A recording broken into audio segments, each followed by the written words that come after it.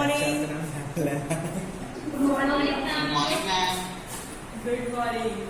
और आज तो आपका जीके का पेपर है।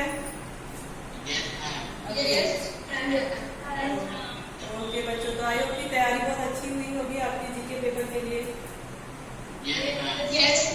चलिए ठीक है, तो आज तो हम लोगों के सारे चैप्टर लगभग क्लोज हो चुके हैं जो आपके हाफ ईयरली एग्जाम में आने हैं। ठीक है, अगर किसी चैप्टर में अगर आपको प्रॉब्लम है तो आप क्वेश्चन कर सकते हो, आप अपना डाउट क्लियर कर सकते हो। आज हम कोई नया चैप्टर नहीं पढ़ेंगे, ठीक है, सिर्फ डाउट क्लियरेंस पढ़ेंगे ताकि आपका एग्जाम जो है वो बहुत ही अच्छे तरीके से कंडक्ट हो जाए। क्लियर? Yes ma'am. हाँ, तो आप बताइए आपको कौन से पार्ट से, हिंदी का कौन सा ऐसा पार्ट है, लेसन है जो आपको अब तक समझ में नहीं आया है? Excuse me ma'am. हाँ मैम, मुझे दीवानों की हस्ती थोड़ी बहुत समझ नहीं आई। देखिए, दीवानों की हस्ती ऐसा पार्ट है, हम उसका एक सारांश बता रहे हैं आपको। दीवानों की हस्ती जो मस्त मौला टाइप के लोग होते हैं, जिनको अगर कोई टेंशन है भी तो भी वो मस्त रहते हैं, ठीक है, बिना चिंता के रहते हैं। चिंता होती है पर उनका स्वभाव एकदम मस्त रहना, खुश रहने वाली होती है।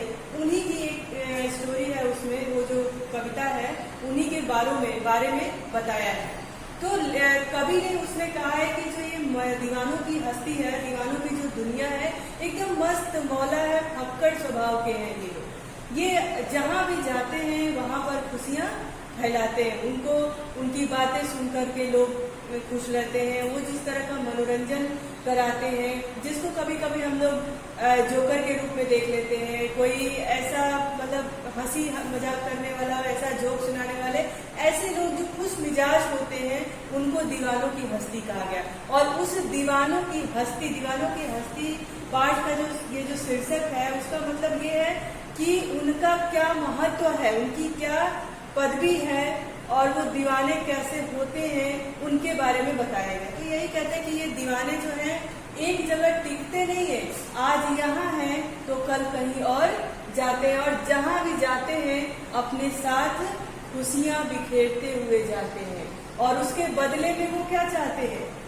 उसके बदले में ये चाहते हैं कि थोड़ी सी खुशी उन्हें भी मिले। लेकिन कई बार ऐसा होता है कि वो खुशियों के बदले खुशी नहीं पा पाते हैं। देखिए, एक बात है, साधारण सी बात है, कुछ लोगों का स्वभाव ऐसा होता है कि वो हर समय हंसते रहते हैं और लोगों को भी हंसाने की कोशिश करते रहते हैं। यानी वो जहाँ भी रहते हैं उनके आसपास का वातावरण जो है वो बहुत ही खुशनुमा होता है, ठीक है, उनके आसपास का वातावरण बहुत ही खुशनुमा होता है। और वो यही चाहते हैं कि इनको जो मैंने खुशियां दी उसके बदले में हमें भी थोड़ी सी खुशी मिले। बस उनकी यही एक इच्छा होती है और उनको कुछ किसी भी चीज की जरूरत नहीं होती है, ठीक है। और उनके मन में दुख है तो भी वो लोगों को हंसाने, क्योंकि उनका स्वभाव है मस्त रहना, ठीक है, तो भी वो अपने आसपास के लोगों को हंसाते हैं और खुश देखते हैं और खुशियां बांटते हुए आगे चलते हैं। लेकिन कभी कभी क्या होता है कि उनकी खुशियों के बदले हम चाहे अनचाहे उनको वो खुशी नहीं दे पाते हैं जिनकी तलाश में वो निकले होते हैं। आपने बहुत सारे लोगों को ऐसे देखा होगा कि जो बहुत ही दुख में होते हैं, उनके अंदर बहुत ही कष्ट होता है, परंतु वो अपने चेहरे से, अपने स्वभाव से उसको जाहिर नहीं करते हैं। अच्छा, मान लो एक छोटी सी बात है, अगर तुम अपने भाई बहन के साथ बहुत ही प्यार से रह रहे हो तो तुम्हारे मन में भी एक इच्छा होती होगी ना कि ये भी, इसका भी स्वभाव रहे, ऐसा ही रहे कि ये भी हमको हमेशा खुश रखने की कोशिश करे। लेकिन कई बार ऐसा होता है कि आप तो उसको खुश रखते हो लेकिन किसी न किसी उसके स्वभाव के कारण आपको वो खुशी नहीं मिल पाती है। तो दीवानों की जो हस्ती पाठ है, बस उन दीवानों के, उन मस्त मौला लोगों के बारे में बस चरितार्थ किया गया है। और कोई प्रॉब्लम? और कोई प्रॉब्लम? Yes ma'am. हाँ बताएं। शब्द विचार। शब्द विचार, ओके। देखिए, शब्द विचार, अच्छा आप ये बताइए कि शब्द कहते किसे? आप लोग बताएंगे कि शब्द कहते किसे? Please mute yourself.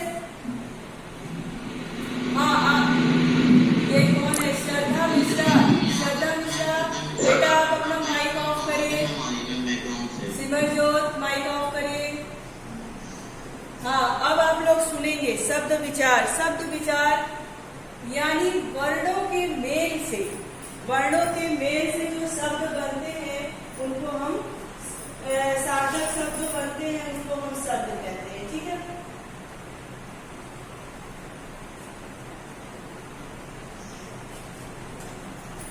ओके। चलिए हम लोग कुछ थोड़ा प्रैक्टिकली देख लेते हैं कि ये शब्द विचार ऐसे है क्या, आप लोगों को समझ में आना चाहिए।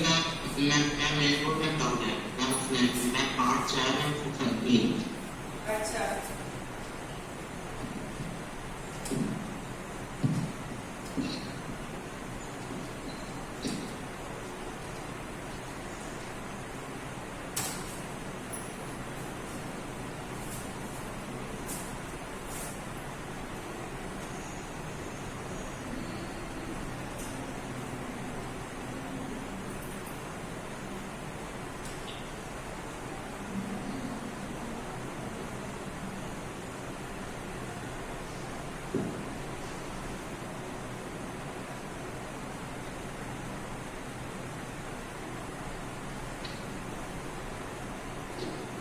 देखो ये हो गया।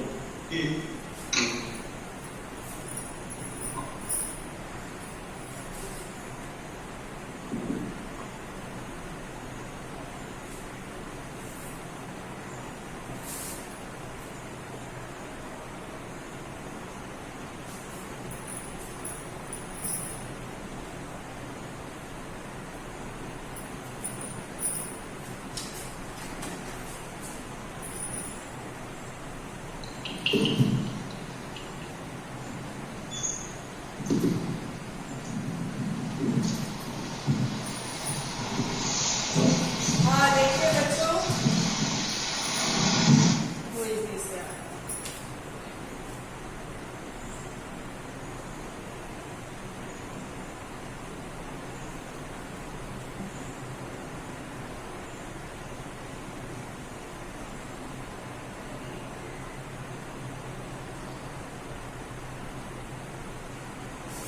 स्क्रीन शेयर का ऑप्शन क्यों नहीं आ रहा? मैम हाँ हाँ, आज स्क्रीन शेयर का। आपके पास नहीं है। हेलो, अब आ रही है? आ रही है? Yes, ma'am. Yes ma'am. Okay, ये स्क्रीन शेयर वाला ऑप्शन क्यों नहीं आया?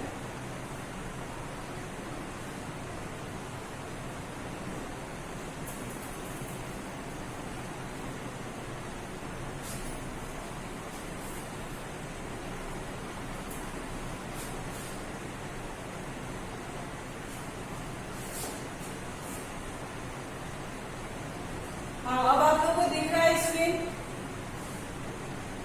क्लास? Yes ma'am. ओके, तो देखिए, Yes, ma'am. हाँ तो देखिए, ध्यान दीजिए,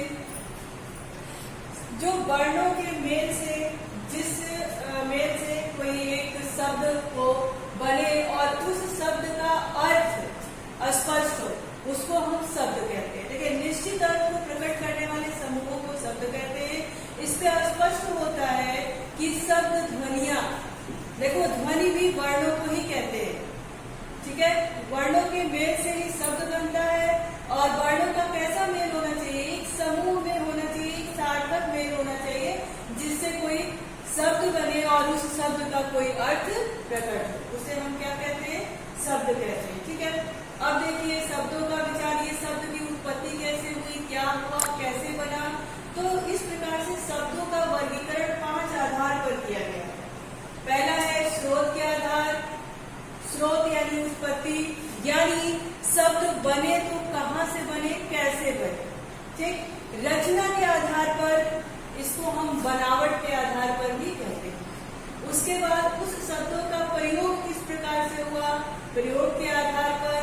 फिर उस शब्द का अर्थ कैसे, कहाँ से जुड़ा, वो अर्थ के आधार पर और विकार के आधार पर। ठीक है, तो शब्दों का वर्गीकरण 5 वर्गों में विभाजित हुआ है। स्रोत या उत्पत्ति के आधार पर, रचना के आधार पर, प्रयोग के आधार पर, अर्थ के आधार पर और विकार के आधार पर। अब देखिए, कहते हैं कि स्रोत या उत्पत्ति आधार पर। देखिए, स्रोत या उत्पत्ति के आधार पर भी इसको 4 वर्गों में बांटा गया है: तत्सम, तद्भव, देशी और विदेशी। अब तत्सम शब्द तत् धन सम शब्द से मिलकर बना हुआ है। तत् का अर्थ होता है उसका सम यानी और समीप, ठीक है, और समान। और संस्कृत के शब्द जो हिंदी में बिना किसी परिवर्तन के आते हैं। अब जैसे मान लीजिए कवि, गुरु, अग्नि, फल, ठीक है, ये सब क्या है, संस्कृत में से हिंदी में यथा स्थिति इसका प्रयोग होता है।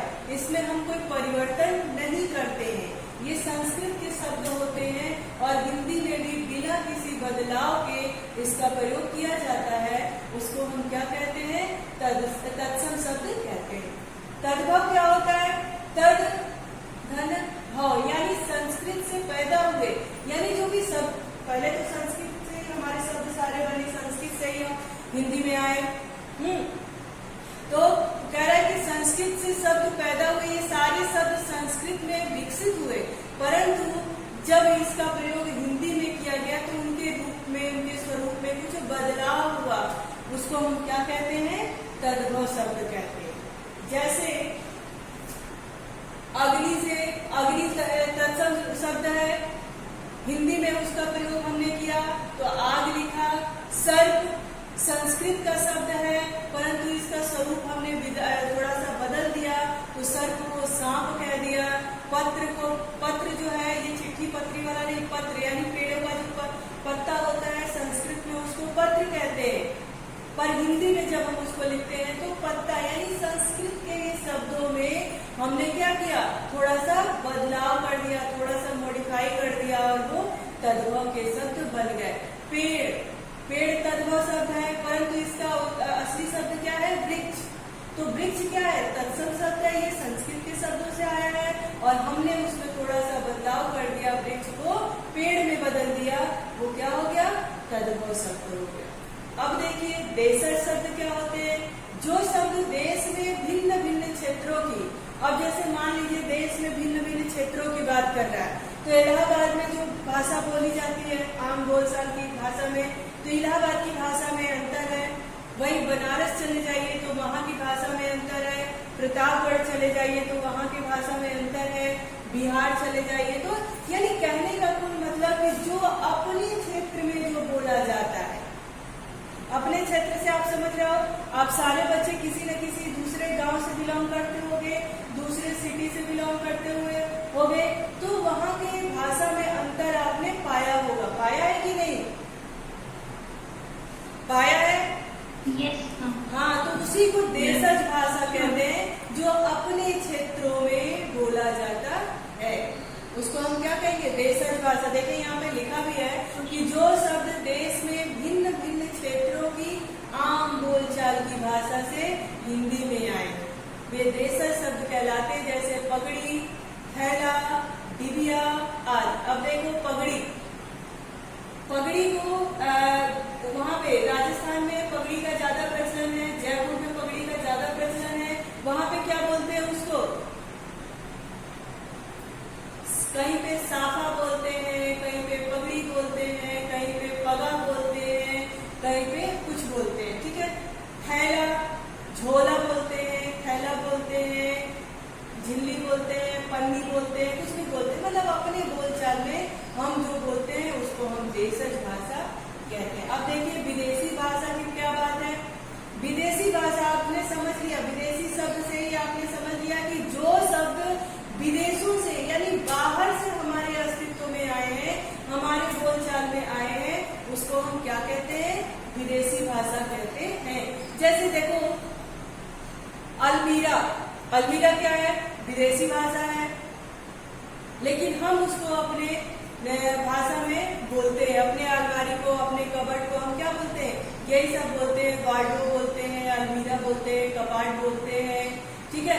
जबकि हिंदी में होता है तो वो क्या होता है, संदूक हो जाता है, लेकिन हम अलमीरा बोलते हैं। और ये जर्नली जो पढ़े लिखे लोग हैं वो भी बोलते हैं, जिनको अंग्रेजी का ज्ञान नहीं है वो भी बोलते हैं, हर लोग बोलते हैं। तो वो क्या है, वो विदेशी भाषा थी और हमारे बोलचाल में हमारे अस्तित्व में आ गए, इसलिए वो क्या है, विदेशी भाषा। जैसे देखिए पेंसिल, पेंसिल क्या है? ये भी विदेशी भाषा है, विदेशी शब्द है, पर हम उसको पेंसिल को पेंसिल ही बोलते हैं।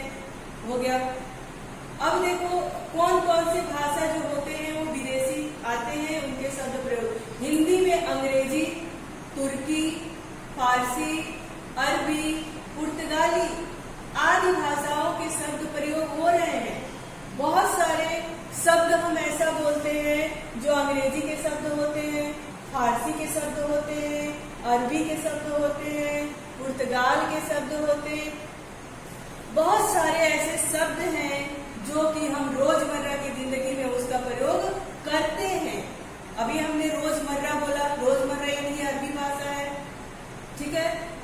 तो हम उनको प्रयोग में लाते हैं, हिंदी में प्रयोग में लाते हैं, वो हमारे सब क्या होते हैं? विदेशी होते हैं। जैसे देखिए school, telephone, car, radio, pen, station, cinema, pant, coat, doctor आदि, ये सब क्या है? अंग्रेजी का भाषा है। अब देखिए हम रोज हिंदी में स्कूल का प्रयोग करते हैं, टेलीफोन का प्रयोग करते हैं, है ना। कार जैसे शब्द का हिंदी में प्रयोग करते हैं, रेडियो का प्रयोग करते हैं, pen, station, cinema, pant, coat आदि, डॉक्टर, ये सारी चीजें हम हिंदी में इसका प्रयोग करते हैं। जबकि स्कूल की हिंदी क्या होती है? विद्यालय। टेलीफोन दूरगामी, दूरध्वनि संचार। कार, ठीक है। रेडियो, पेन, स्टेशन, स्टेशन को हिंदी में लौ पथगामिनी विश्राम स्थल कहा जाता है। सिनेमा चलचित्र कहा जाता है, ठीक है। डॉक्टर, डॉक्टर को क्या कहा जाता है? चिकित्सक कहा जाता है। लेकिन हम उन शब्दों का प्रयोग जनरली नहीं करते हैं, इन शब्दों का प्रयोग करते हैं जो कि विदेशी भाषा के शब्द हैं, अंग्रेजी के शब्द हैं, हमारे हिंदी में इसका प्रयोग किया जाता है। अब देखो तुर्की शब्द कौन कौन से? कैंची, चाकू, तोप, कुर्ता, लाश आदि, ये सब क्या है? तुर्की के शब्द है। लेकिन फिर भी उसको हम हिंदी में जनरली तौर पे उसका प्रयोग, इन शब्दों का प्रयोग करते हैं। फारसी शब्द कौन कौन से हैं? फौज, कागज, हजार, दुकान आदि, ये सब क्या है? फारसी के शब्द हैं, परंतु हम अपने हिंदी में भी इसका प्रयोग करते हैं, जनरल आम बोलचाल की भाषा में इसका प्रयोग करते हैं, ठीक है। अरबी आदमी, औरत, किताब, मकान आदि, ये सब क्या है? अरबी के शब्द हैं, लेकिन इनका प्रयोग हम हिंदी में करते हैं, तो उसी को हम कहते हैं विदेशी भाषा। देशज भाषा जो अपने क्षेत्रों में बोली जाती है, विदेशी भाषा जो अन्य देशों से हमारे शब्द अस्तित्व में आई है, उसको हम क्या कहते हैं? विदेशी भाषा कहते हैं। अब ये आप लोग उस तत्सम और तद्भव के शब्द देख लीजिएगा। तत्सम शब्द उसे कहते हैं जो संस्कृत से बिना किसी बदलाव के हमारे अस्तित्व में आए हैं, और तद्भव उसे कहते हैं जो संस्कृत का थोड़ा सा बदला हुआ रूप है, उसे हम क्या कहते हैं?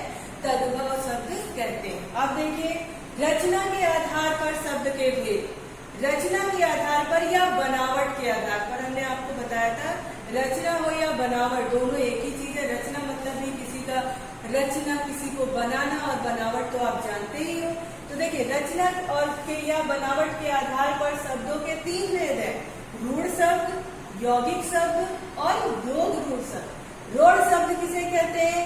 जिन शब्दों का खंड करने पर, जिन शब्दों का खंड करने पर कोई अर्थ ना निकलता हो, ठीक है। आप पेड़ है, मान लीजिए एक शब्द पे अलग कर दीजिए, ड़ अलग कर दीजिए, तो उन दोनों अक्षरों का कोई ऐसा अर्थ निकलेगा ही नहीं। घर एक शब्द है, घ अलग कर दीजिए, र अलग कर दीजिए, तो वो अक्षर हो गए, उनके अर्थ नहीं होंगे। तो ऐसे शब्द को हम कहते हैं रूढ़ शब्द।